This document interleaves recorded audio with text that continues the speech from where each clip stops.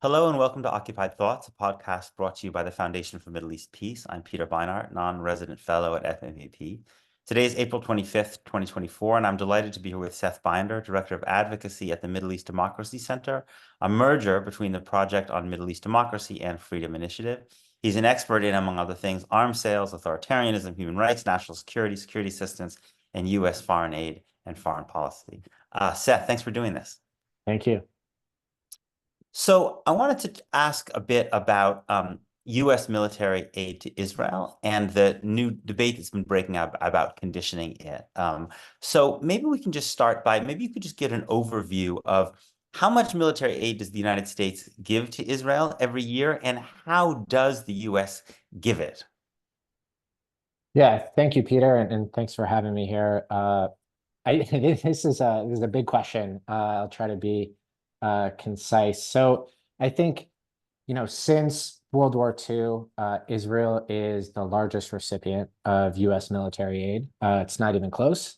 In any given year, they're almost always the largest recipient in a specific year. Outside of maybe rare examples, like currently Ukraine's receiving more. During the height of the Afghanistan war, Afghanistan was receiving more in a specific year. But over the long trend, Israel's the largest recipient. Currently, in the current Memorandum of Understanding, they're receiving $3.8 billion every year. That runs through 2028. 3.3 billion is coming through an account funded by the State Department called Foreign Military Financing. That's your typical equipment and other missiles and things like that. And then there is 500 million that is paid for from the Defense Department account, which is missile defense, Iron Dome, David Sling, and things like that.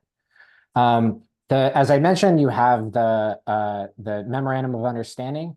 But in addition to all of the money, the equipment, Sorry, and everything what's the else, memorandum of understanding, just for people who are not familiar with it? yeah, that's a good question. Sorry. So since about 1999, the U.S. has signed agreements, administrations with the Israeli government to commit to, and they've typically been about 10 years. This understanding is a 10-year one, as I mentioned, runs through 2028. And it commits the U.S. to provide this 3.8 billion every year. It's not binding legally, so Congress still has to appropriate the funds. But this is sort of the basis of why the U.S. is providing military aid to Israel. Got it. So the president and the United States and Israel agree that over the next 10 years, the U.S. is going to give Israel X amount of money per year, and then Congress goes ahead and budgets for that amount of money each successive year. Correct. And then I would add, on top of the specific funds, Israel gets an immense number of privileges, many of which no other country gets.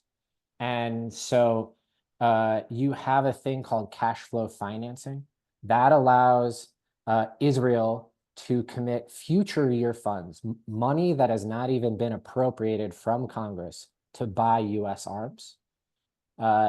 They are allowed, written into the law, is immediately the money, once appropriated, goes into an interest-bearing Federal Reserve account. So the money sits in this account and actually gains interest. So in addition to the 3.8 billion, if money sits there, it's gaining interest, they can use even more to buy arms. They're allowed to use what's called offshore procurement, and that allows them to take a percentage of the money that Congress appropriates and use it on its own defense industry. This is something that no other country is allowed to do. And there's, again, another example is qualitative military edge. And this is enshrined in law and guarantees that even if the U.S. is selling or providing arms to other countries in the region, we commit to make sure that Israel has the best equipment and is able to defend themselves against anyone in the region. And then maybe lastly, another one I would mention, because it's relevant to the current war, is the emergency war stockpile that is stationed in Israel. And this is billions of dollars worth of U.S. equipment that sits there. And then in times of crisis, Israel can quickly access this and use it, something they have done since October 7th. But there've also been these emergency supplementals in which the U.S. has been, the Congress has been appropriating more. So what's the relation between those emergency supplementals and the kind of annual amount that Israel is given by the U.S.? Yeah, there's been a few examples of this. So in 2014, 2021, or most recently, just the other day, in times of major conflict, Congress has jumped in, often at the president's request, to provide additional funds on top of already the annual 3.8 billion. And so in 2021, it was $1 billion in additional funds for Iron Dome interceptors. And we just saw passage of $14.1 billion in unprecedented and unconditioned funds to Israel. So is that money, like that 14.1 billion, is that similar to the regular aid in the sense that it's basically like a credit card in which Israel is given this money that then they can go use to shop for American weapons? By and large, yes.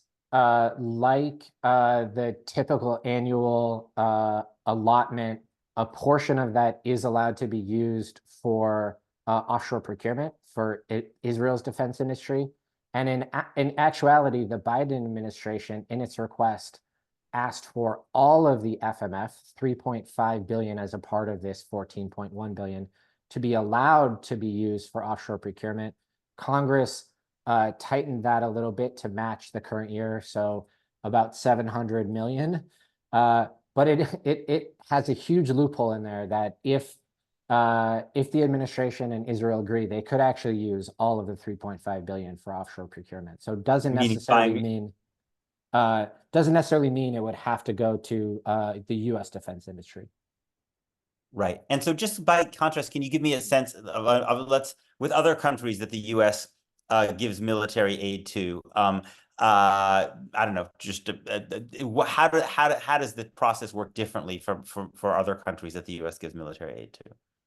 The second largest recipient over many years is Egypt, and in Egypt, it's the annual appropriations process, 1.3 billion in foreign military financing, and it's pretty just sort of cut and dry. None of these extra benefits associated with it.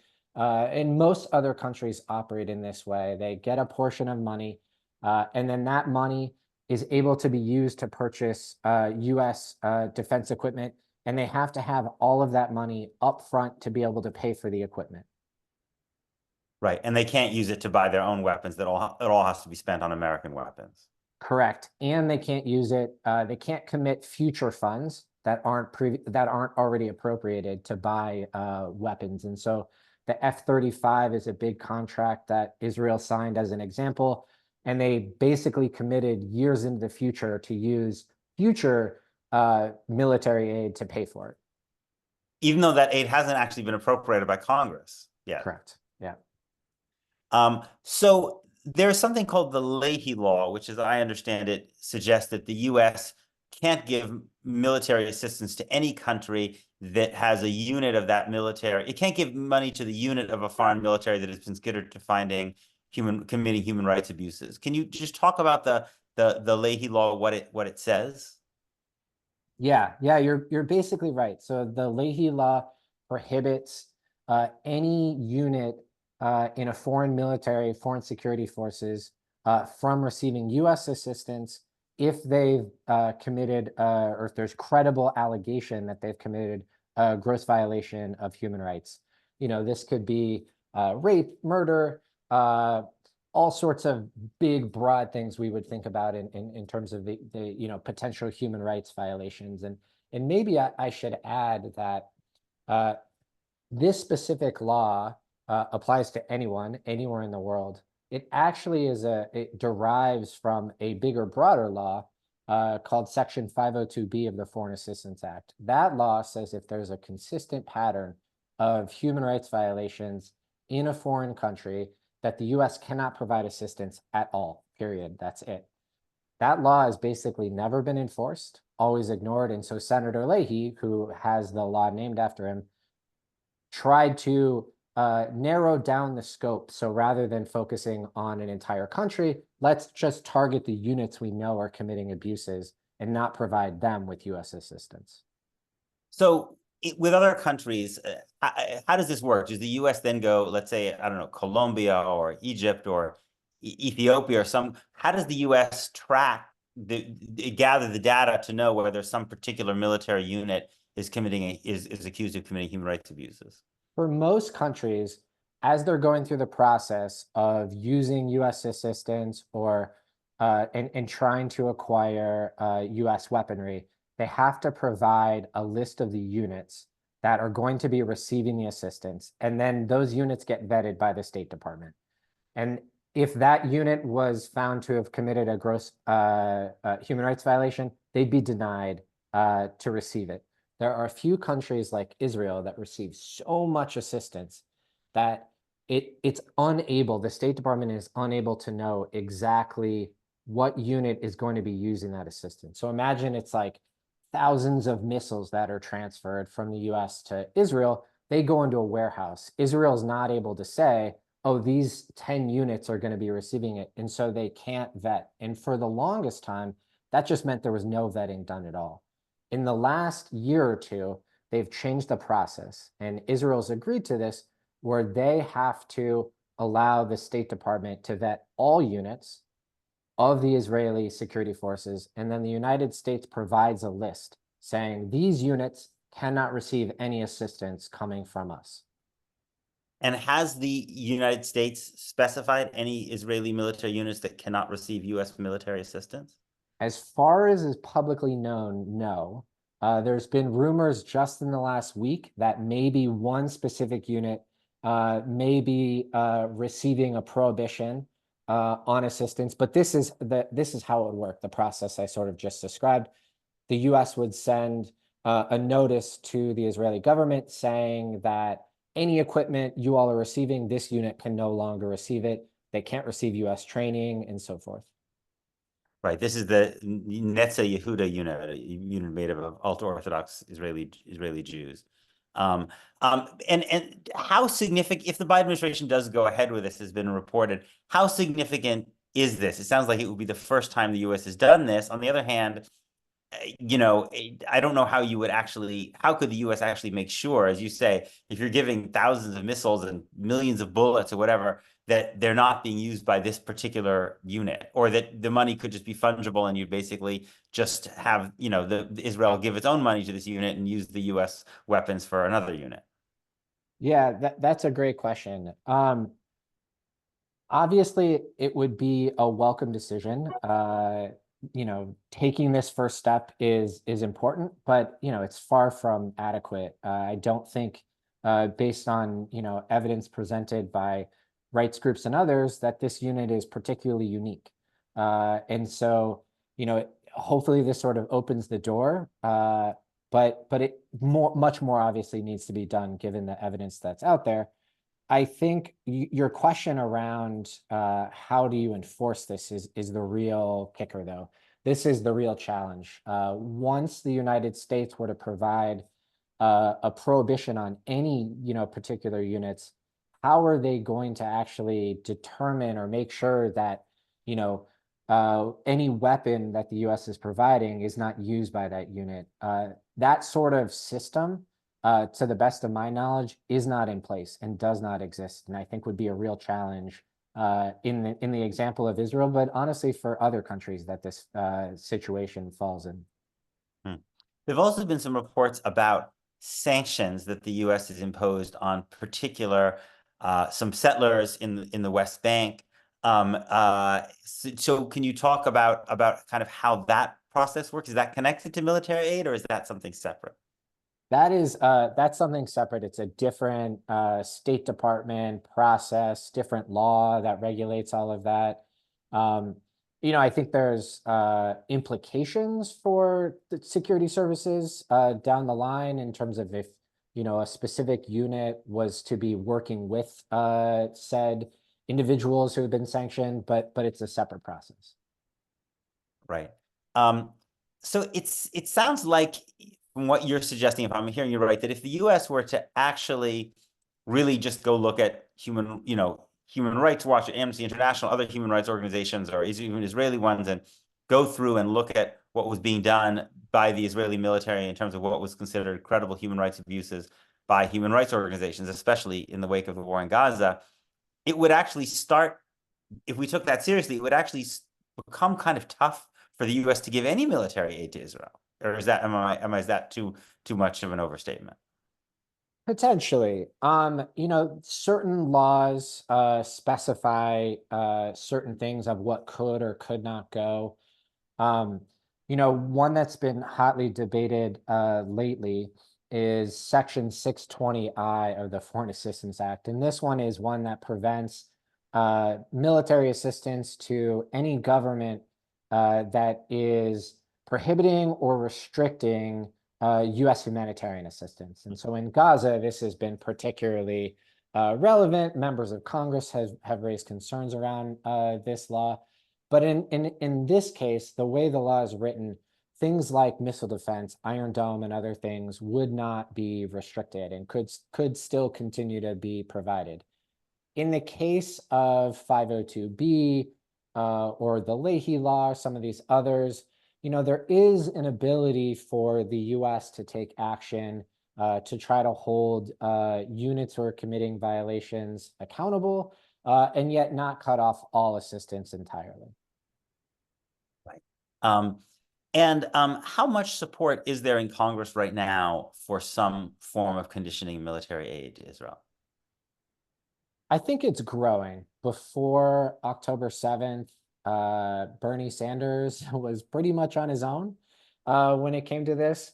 I think now, this is absolutely something that more and more, especially Democratic members of Congress, are clamoring for, and I think feel is important. Senator Van Hollen introduced an amendment that was supposed, he wanted to include in this supplemental that just passed. It didn't happen, but was turned into a national security memorandum by President Biden. What does that mean? Yeah. So the president took this amendment that was proposed and he basically made it US policy. It's not a law itself because it hasn't gone through Congress, but it has the enforcement mechanism of law. And this specific memorandum was basically requiring that any government receiving US assistance had to provide specific assurances. So in the case of Israel, they had to provide an assurance that they would abide by international humanitarian law and that they would abide by Section 620I that I just mentioned in terms of not restricting humanitarian aid. Those assurances have now been received by Israel. And the next sort of big deadline is May 8th, where the administration needs to provide a report to Congress on the credibility of those assurances, which many groups have already brought into question. If you look at the history of the U.S.-Israel relationship, are there precedents for the U.S. restricting military aid to Israel, in previous decades? On occasion, they have. I think one of the ones that I'm aware of is, and Peter, you might actually know some of these better than me even, but President Reagan in '83 held back on providing some F-16s while Israel was carrying out a war in Lebanon. That's one example I know. There's a few others where there's been sort of conditionality or restrictions at various times. In recent memory, though, no. Interesting. I guess my last question is, what would you say to folks? There's often, when it comes to debates about Israel, this question of double standards. So what would you say to folks who say that this conditioning of aid to Israel would constitute a double standard, holding Israel to a standard that the U.S. doesn't hold other countries to? I think it's the opposite. I think the double standard is Israel by far gets privileges that no one else gets treated to, even if we look at the Leahy Law or we look at other things, nothing like other countries are treated, both by administrations and in Congress. I mentioned Egypt. Egypt has a robust conditionality on military aid that's provided every year. It's been in place for over a decade. It creates a natural point of pressure where the Congress and administration are pressing the Egyptian government. Nothing like that exists for Israel. Even in the heat of this war that's been going on for months now, Congress just passed $14 billion in military aid with zero conditions on any of it, despite all of the credible reports of violations, and yet nothing. We've not seen President Biden, outside of sort of hinting at maybe conditionality, we've not seen him take any real steps. I think, while it's good to prohibit a specific unit with the Leahy Law or some of the settler sanctions that have been put in place, those are mostly have to do with the West Bank and nothing to do with the war in Gaza. And so, yeah, I mean, I think when you look at the holistic picture, it's actually the opposite, where Israel gets all the benefits and none of the real kind of scrutiny that most other countries receive. Thanks, Seth. This is really informative. Thanks for joining me. And thanks to our listeners for tuning into this episode of Occupied Thoughts. Please make sure to check out the FMEP website, fmep.org, for resources related to this podcast and lots of other rich content related to Palestine and Israel. And please make sure you're subscribed to this podcast to stay up to date. You can find us on iTunes, SoundCloud, or Spotify. You can also watch video versions of our podcast, including this one on YouTube. And with that, I'm Peter Beinart, signing off until the next episode of Occupied Thoughts.